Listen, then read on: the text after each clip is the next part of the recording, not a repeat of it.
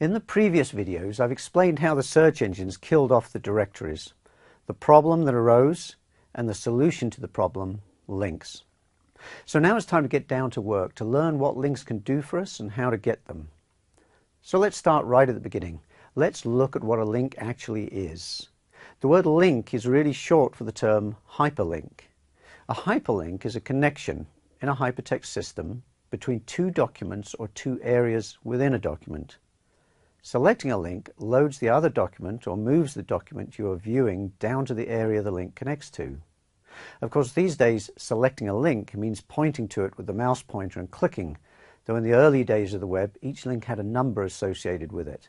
The number was displayed at the end of the link, and you selected it by typing the number and pressing enter. Now, in HTML, the system used to create web pages, a link is created using what is known as the anchor tag, the A tag. No, they're not known as link tags. That would be too easy. In fact, just to really confuse the issue, there is a link tag, but that's not what is used to create hyperlinks.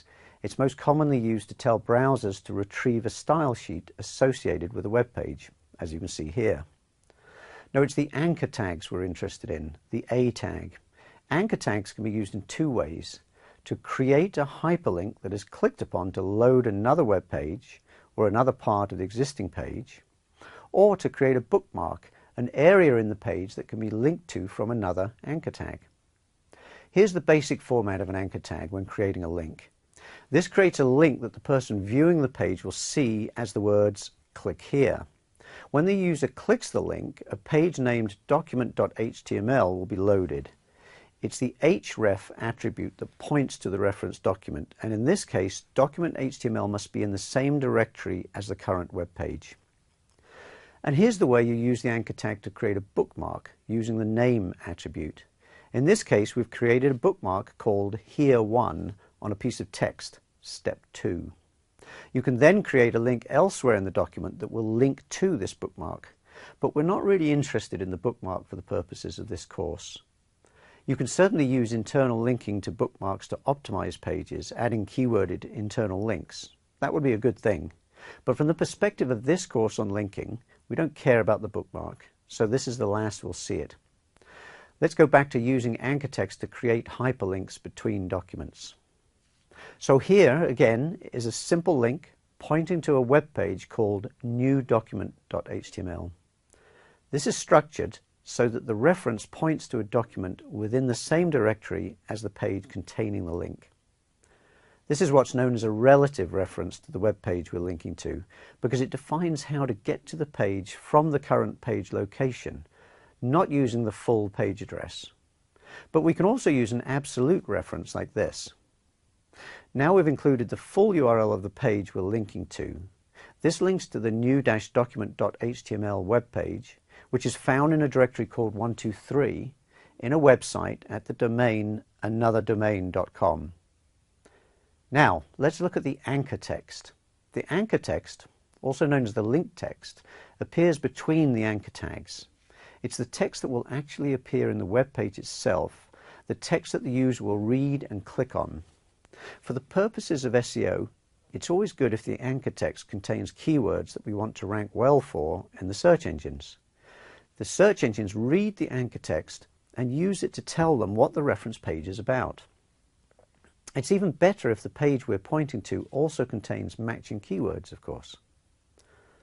What else can we put into a link? Well, there's the target attribute, though from an SEO standpoint it's not important. The target attribute simply tells the browser what to do when loading the reference page. In this case, for instance, the new page will load in a new tab or window. One attribute that's often used by people for SEO purposes, if they're trying to promote the targeted page, is the title attribute, which is intended to provide additional information about the link to browsers and other programs downloading web pages. For instance, browsers may use this text as pop-up text when people point at the link. Does it help from an SEO perspective? I think it probably doesn't help, at least with Google. It's a matter of debate in the business. But it won't hurt, and perhaps it does help, at least with some search engines. One attribute that is important to know about is the rel attribute. This attribute was originally intended to allow authors to specify the relationship between the linking document and the linked to document. Alternate means the reference document is an alternative version. Next means it's the next document in a sequence. Glossary means that the reference document contains a glossary of terms in the linking document, and so on. From an SEO standpoint, though, it's the rel equals no follow attribute that's important. This provides the author with a way to tell the search engines not to follow the link. You need follow links, links that do not contain the rel equals no follow attribute. You should assume that no follow links provide no value to your site. Just assume that the search engines ignore them.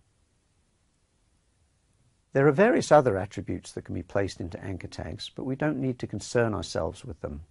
From an SEO perspective, it's href, rel, and perhaps title that we care about.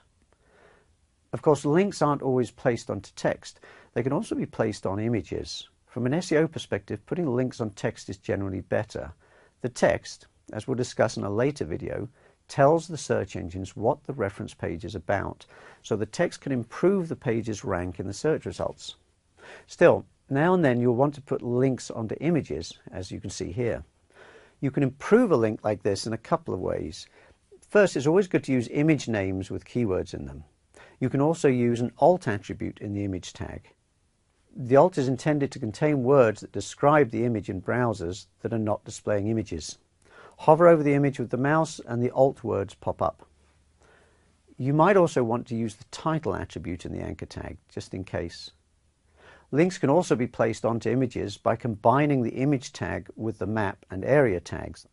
When doing so, remember to use the alt attributes throughout, for the image tag itself and in all the links created by the individual area tags.